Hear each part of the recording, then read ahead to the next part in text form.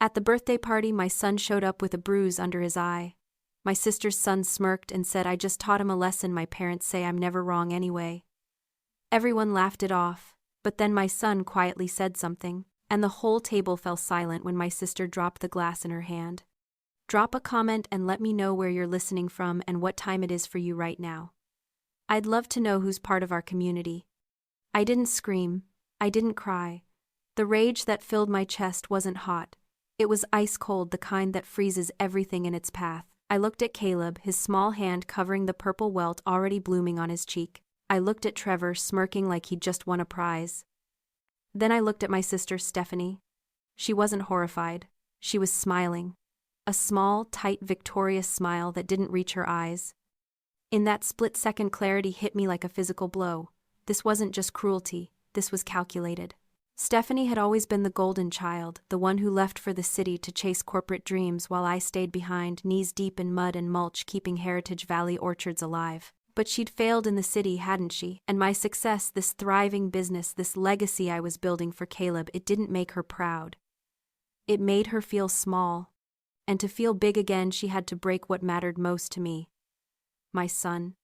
I turned to my parents, Robert and Susan. They were looking at their shoes, mumbling about boys being boys, about not making a scene.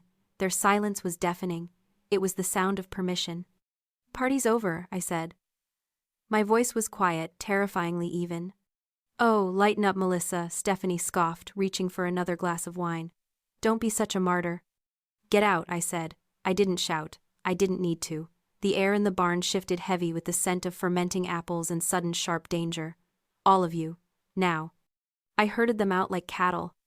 My parents stammered protests. Stephanie rolled her eyes and Trevor laughed, but they moved. They moved because they had never seen me like this. They were used to Melissa, the peacemaker, Melissa, the doormat. They didn't recognize the woman standing before them now. I walked them to the main barn doors, the heavy iron rollers rumbling against the track. I watched them step out into the cool evening air, confused and indignant. Then, with a finality that echoed in my bones, I slid the doors shut. The heavy iron latch clicked into place with a sound like a gunshot. Silence descended instantly. The laughter, the music, the toxic chatter, it was all gone, locked outside. I stood in the dim light of the barn, my hand still resting on the cold metal of the door. The smell of the orchard, usually so comforting, felt sharp tonight. I turned back to Caleb. He was watching me, eyes wide, waiting to see if I would crumble. If I would apologize.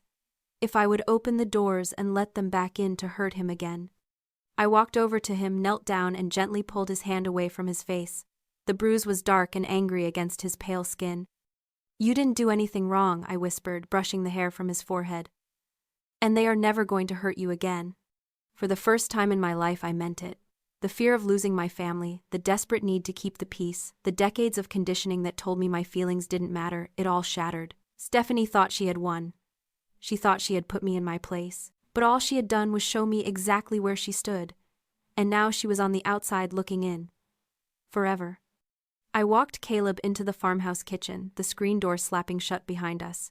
Outside, the dusk was settling over the valley, turning the rows of apple trees into dark, silent soldiers. Inside, the air was warm and smelled of cinnamon and yeast, a smell that usually meant safety. But tonight it felt like a lie. I sat Caleb on the counter and pulled an ice pack from the freezer. He winced as I pressed it against his cheek, but he didn't pull away. He was tough. Tougher than a 12-year-old should have to be. Through the window, I could see the silhouette of the grandfather tree standing sentinel in the center of the orchard. Its gnarled branches reached up like old hands, twisted by a century of storms, but still bearing fruit. My great-grandfather had planted it. My grandfather had pruned it. I had grafted its scions onto new rootstock to save the orchard from blight 5 years ago. "Does it hurt bad?" I asked. "Not really," Caleb mumbled, looking down at his sneakers. "Tyler said I was weak because I wouldn't let him carve his name into the tree." My hand froze. "He tried to carve the grandfather tree." Caleb nodded. "He had a knife. He said since Aunt Stephanie was going to sell the place anyway, it didn't matter if he messed it up." Sell the place. The words hung in the air, heavy and poisonous. Stephanie had been hinting at it for months, making offhand comments about liquidating assets and market value. But hearing it from her son's mouth, repeated to mine as a taunt, made it real. I walked to the sink and gripped the edge of the counter, staring out at the darkening fields. Heritage Valley Orchards wasn't just land. It was a business. A thriving, profitable business that generated $350,000 a year in profit that I created. I was the one who diversified into heirloom cider when the apple market crashed. I was the one who negotiated contracts with high-end grocers. I was the one up at 4 a.m. during frost warnings burning hay bales to keep the buds from freezing. Stephanie, she lived in the city, driving a leased luxury car she couldn't afford, posting photos of her family estate on Instagram while I paid the property taxes she ignored.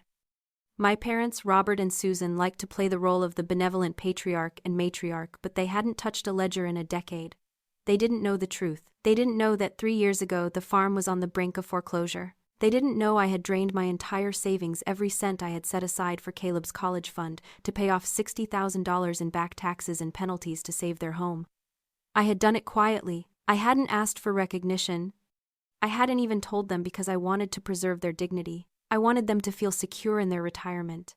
And this was my repayment: my son beaten for protecting the legacy I had saved, my sister plotting to sell the ground out from under us to cover her own failures, and my parents laughing it off, desperate to keep the peace at the expense of my child's safety. I looked back at Caleb. He was watching me, his eyes full of a quiet, terrifying understanding. He knew. He knew that we were alone in this. "Mom," he asked softly. I walked over to him and cupped his face, careful of the bruise. "No," I said, my voice steady. "We are not losing anything. Not the farm, not the tree, and definitely not our dignity. I wasn't just the keeper of the orchard anymore. I was the root system that held the whole thing together. And if a branch was rotten, you didn't let it spread disease to the rest of the tree. You cut it off. The morning sun didn't bring warmth, it brought a siege." I woke up to a phone that was vibrating itself off the nightstand. The screen was lit up with notifications. A digital assault that had started at 3 a.m. and hadn't stopped since. I picked it up, my hand steady though my stomach churned. 14 missed texts from Stephanie. "You seriously locked us out. Over a joke. Tyler is crying because you embarrassed him. You're raising a weakling, Melissa. If you don't unlock the barn by noon so I can get my wine glasses, I'm calling the police." Then came the call from my mother, Patricia. I didn't answer. I let it go to voicemail and listened to the recording immediately. Her voice was trembling, not with sadness, but with the specific high-pitched anxiety of a woman whose image was cracking. "You are tearing this family apart over a scratch, Melissa. Do you know how this looks? The neighbors are talking. Fix this. Apologize to your sister so we can move on." Then the final blow. A notification from Facebook.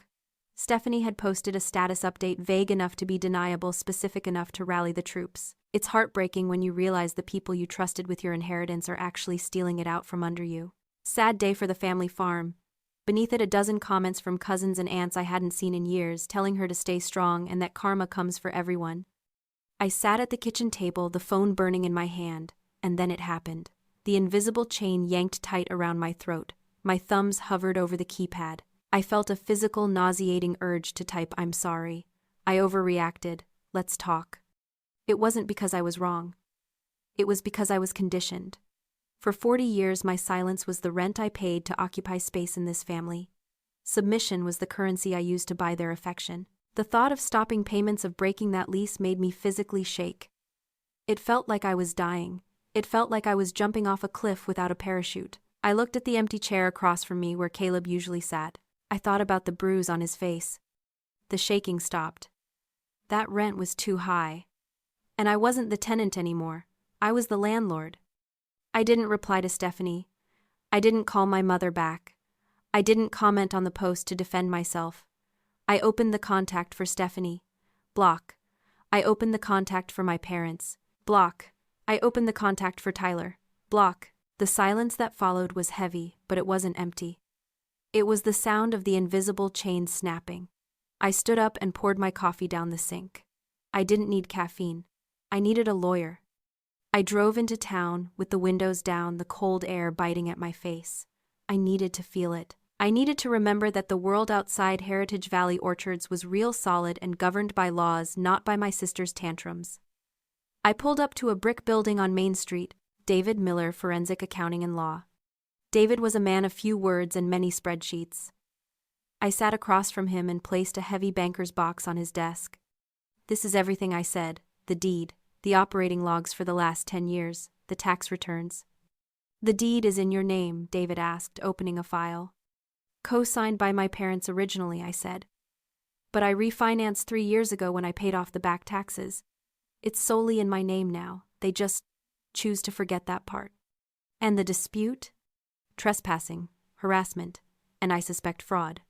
I laid out the timeline, the bullying, the threats to sell land they didn't own, the weird comments Stephanie had been making about liquidating assets.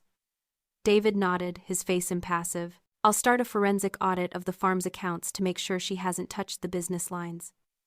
And we'll draft a cease and desist order for trespassing. If they set foot on the working areas of the orchard, they'll be arrested. Do it, I said. Leaving his office, I stopped at the hardware store. I didn't buy paint or flowers. I bought 3 heavy-duty weather-resistant padlocks and a length of hardened steel chain. When I got back to the farm, I drove straight to the main gate, the ornamental iron entrance that my grandfather had built. It was usually left open, a sign of welcome. I pulled the gates shut. The metal groaned, a screech of protest against the gravel. I wrapped the chain around the center bars and clicked the heavy padlock into place. It felt final. It felt like sealing a tomb. I walked back up the drive toward the house, checking the rows. The trees were quiet, but as I neared the center of the orchard, I stopped.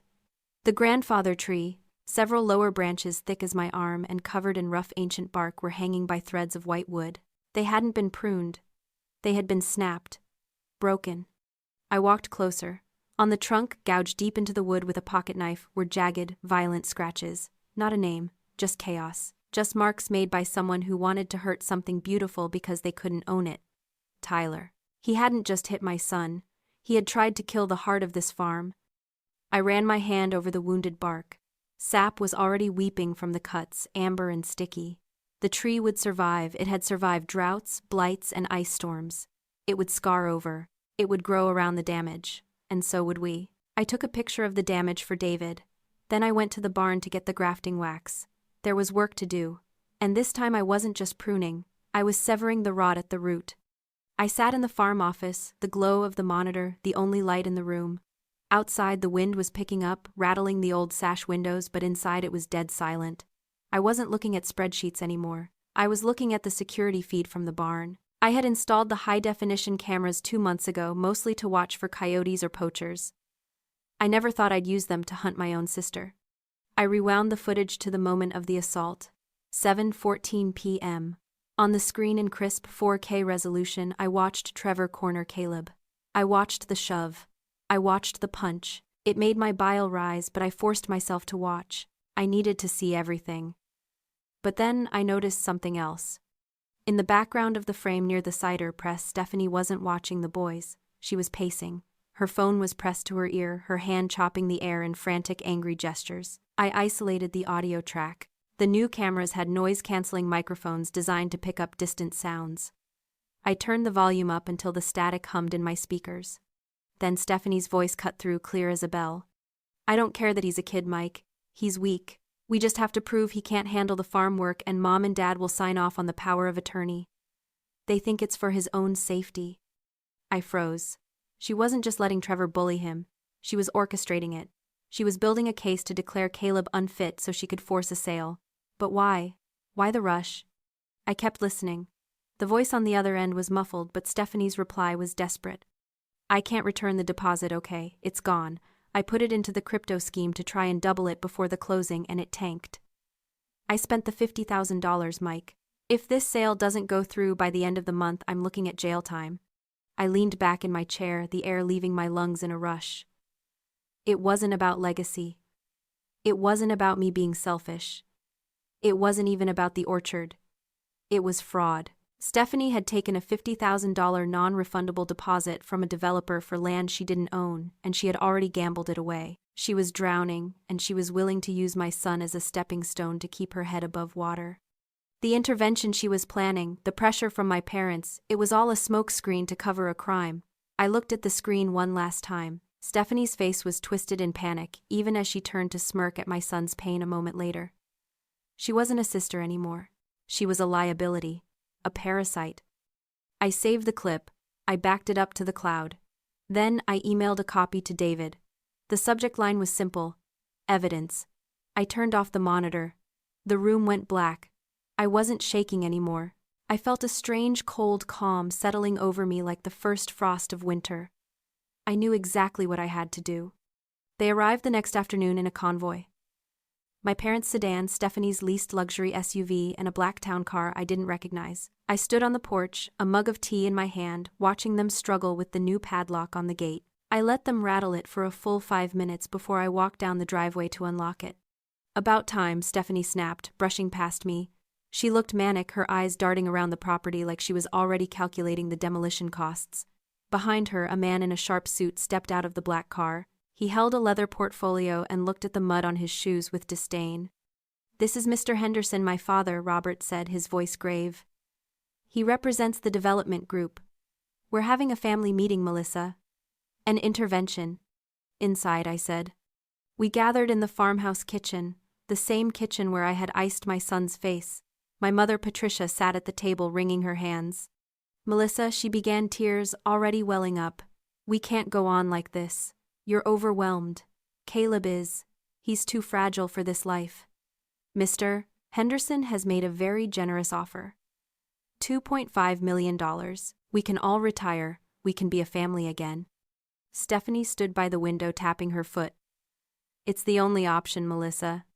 Sign the papers. Stop being selfish." Mr. Henderson opened his portfolio. "The offer is valid for 24 hours. We just need the signatures." I looked at them. My parents terrified of conflict. My sister terrified of prison. And the developer just looking for a payday. "I have something to show you first," I said. I opened my laptop on the kitchen table. I didn't say a word. I just pressed play. The audio filled the room. Stephanie's voice shrill and desperate. "I spent the $50,000, Mike. If this sale doesn't go through, I'm looking at jail time." The silence that followed was absolute. It was the silence of a vacuum sucking the air out of the room. Mr. Henderson froze. He looked at Stephanie, then at the laptop, then back at Stephanie. His face went from bored to furious in a heartbeat. "You took a deposit?" he asked, his voice low. "From whom? We haven't released any funds yet." Stephanie's face was the color of old ash. It was It was a misunderstanding.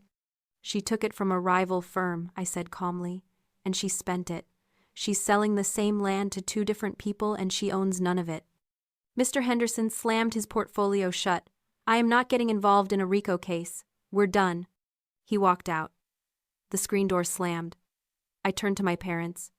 They were staring at Stephanie, as if she were a stranger. "You spent it," my father whispered. "Stephanie." "I was going to pay it back," she shrieked, the mask finally slipping. "If Melissa had just sold the damn farm like a good sister, none of this would have happened. It's her fault." I stood up. "Get out." "Melissa, please," my mother sobbed. "She's your sister. She's in trouble." "No," I said. "She is a criminal. And you." I looked at my parents, and for the first time I didn't feel the urge to protect them. "You didn't come here today to protect your grandson. You came to protect your retirement. You were willing to sell my home, my business, and my son's future just so you wouldn't have to face the truth about your golden child." I handed Stephanie a manila envelope. "What is this?" she trembled. "A restraining order," I said. "And a copy of the fraud report David filed with the district attorney this morning. You have bigger problems than my land now." I herded them out just like I had in the barn. But this time they didn't argue. They walked to their cars in silence, the weight of their choices crushing them. 6 months later, the morning air was crisp, smelling of rain and apples. I stood on the porch watching Caleb in the nursery rows. He was working with our new orchard manager, showing him how to graft a Honeycrisp scion onto a hardy rootstock. His hands were steady. He was explaining the process with a quiet confidence that made my chest ache with pride. The bruise was long gone. The legal battle had been swift. Stephanie pleaded guilty to fraud to avoid a longer sentence. My parents sold their house to pay her legal fees and moved into a small condo in Arizona. I haven't spoken to them since the day in the kitchen. It's quiet here now, but it's a good quiet. It's the quiet of growth. I walked down to where Caleb was working. He looked up and smiled, wiping dirt on his jeans. "Hey Mom," he said, "check this out. The cambium layers are matching up perfectly." "It's going to be a strong tree," I said, resting my hand on his shoulder. I looked at the grandfather tree in the distance. The scars from Trevor's knife were still there, jagged and gray, but the bark was healing over them. New growth was shooting up from the branches, green and vigorous. Legacy isn't about holding on to the past. It's not about bloodlines or family dinners or keeping the peace at the cost of your soul. It's the soil you tend so that the next generation can grow straight and strong without having to bend to anyone's cruelty. We pruned the rot. And now we bloom. If you believe that family is defined by who protects you, not just who shares your DNA, share this story. And tell me in the comments what's the one boundary you're proud of setting this year.